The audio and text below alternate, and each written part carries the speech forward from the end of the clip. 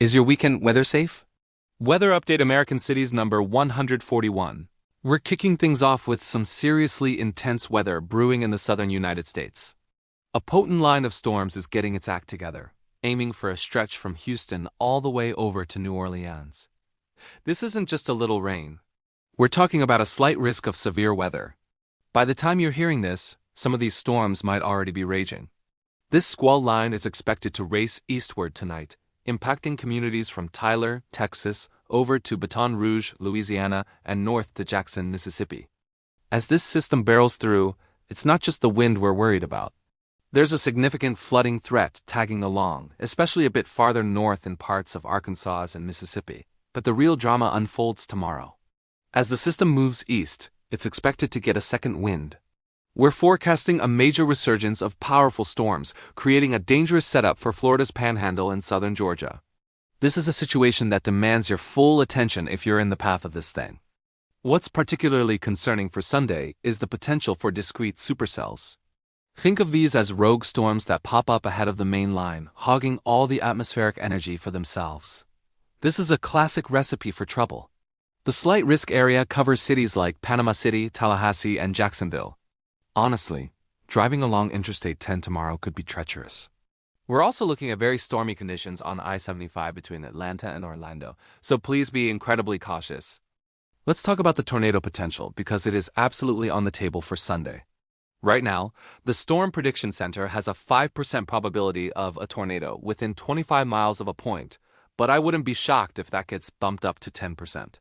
The environment will be loaded with moisture from the Gulf, and those supercells firing up out ahead of the main line are the ones that are most likely to rotate. It's a volatile mix of ingredients that we have to watch like a hawk throughout the day. So let's paint a picture of how this could play out on the radar. Tonight, around 8 p.m. Central, a powerful line of storms will likely be slamming into Shreveport and Houston, bringing the threat of damaging winds. This line will continue its march eastward, probably crossing the Mississippi River around midnight and reaching the New Orleans area by about 3 a.m. Things might quiet down for a bit after that, but that's just the storm system reloading for its push into the southeast on Sunday. Sunday is when things get really complex and potentially more dangerous. We could see those individual storms firing up in the open, warm air over Florida and Georgia, each one a potential tornado producer. At the same time, the main line will continue to pack a punch with straight-line winds that could easily exceed 60 miles per hour. That's more than enough to bring down trees and knock out power for thousands, so having a way to get warnings is non-negotiable tomorrow. Don't get caught off guard. And there's another weird feature to this storm. If you look behind the main line of storms, you'll see the low-pressure center itself swirling away. Even within this area, there's a marginal risk for brief tornadoes and cold air funnels. This could be a sneaky threat for places like Birmingham, Alabama, around midday Sunday. This entire system is a massive rainmaker too, with drenching rains extending all the way up through the mid-Atlantic states. It's a far-reaching and complicated beast of a storm. Now, let's pivot and look at the other side of the country, because an absolute monster of a storm is bearing down on the West Coast. We are tracking a high-impact atmospheric river event, which is basically a fire hose of moisture from the Pacific Ocean aimed directly at California. This is set to slam into the Sierra Nevada with what forecasters are calling dangerous intensity. If you live anywhere from Oregon down to Los Angeles, you need to prepare for a major weather event starting Sunday night. This is not your average winter storm. It's a whole different level. The Weather Prediction Center is using the term extreme impacts for the mountains, and they don't use that language lightly. We are talking about snowfall totals that will be measured in feet, not inches. Generally, we're expecting 2 to 4 feet across the range, but some of the highest peaks could see an unbelievable 8 feet of new snow. Yes, you heard that right, 8 feet. That's enough to bury a one-story building. The heaviest snow will really start cranking late Sunday and will continue relentlessly through Monday. This is going to make travel through mountain passes, like the infamous Donner Pass, completely impossible. Please, do not even attempt it. We're seeing forecasts of over 40 inches of snow for areas northeast of Fresno through Tuesday. This is a massive, crippling snow event that will shut down travel and pose a significant avalanche risk. The snowpack is good, but this is too much of a good thing all at once. And where it isn't snowing, it's going to be raining. Hard. That's why there's a slight risk for excessive rainfall around Los Angeles and Santa Barbara. This atmospheric river will fuel downpours with impressive rainfall rates. To make matters worse, strong southerly winds of 30 to 40 miles per hour will slam that moisture directly into the coastal mountain ranges, squeezing out even more rain. This is a very dangerous setup for potential flash flooding and mudslides. If you live in Southern California, especially near a recent burn scar or in any low-lying, flood-prone area, Monday is the day to be on your highest alert. That enhanced rainfall, combined with the already saturated ground, could lead to rapidly rising water and debris flows. Please heed all warnings from local officials and be ready to act if evacuations are ordered. This is a serious situation that has the potential to become life-threatening very quickly if you're in the wrong place at the wrong time. Back in the central U.S., the same system causing havoc in the south is also set to dump a ton of rain. We could see widespread totals of 2 to 5 inches from the Ark-La-Tex region all the way up towards Memphis. There's a particular hotspot right around Little Rock, Arkansas, that could see some of the highest totals, leading to significant creek and river flooding. Most of this rain will fall tonight and tomorrow, creating a widespread flood watch situation for millions of people across the region. This storm's reach is enormous.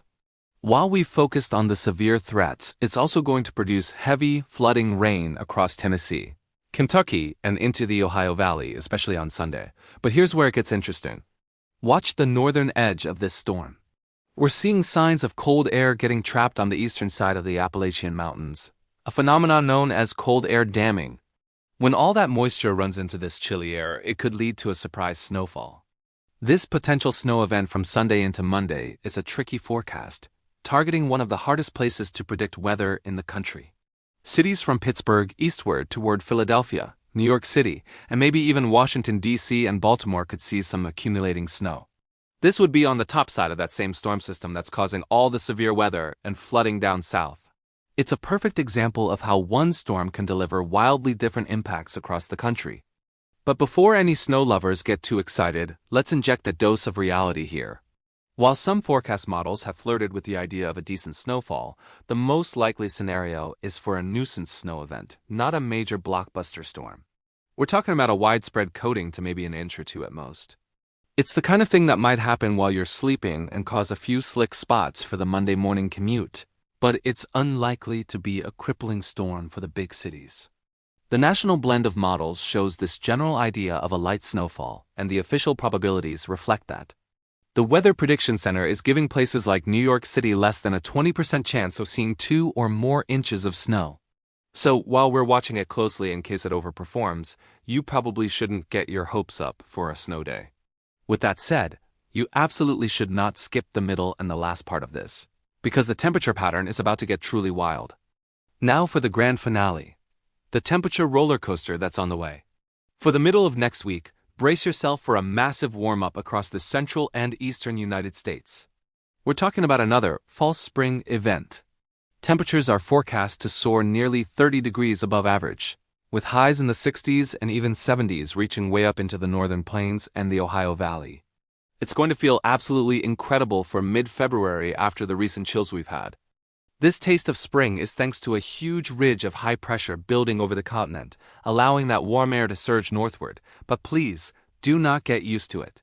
If you watch the long-range animations, you can see these big pulses of warmth, but right behind them are waves of cold air digging back down from Canada. The pattern is showing a dramatic shift back to cold by the time we get to around February 23rd, with a trough re-establishing itself over the eastern half of the country. So enjoy the warmth while it lasts, because it's going to vanish just as quickly as it arrived. This brings us to the final point. Whenever you have a huge surge of warmth that gets aggressively shoved out of the way by an Arctic cold front, it almost always leads to the formation of a powerful new storm system. This clash of air masses could set the stage for our next major weather event in about a week or so, with possibilities ranging from another severe weather outbreak to a significant snowstorm. Stay tuned.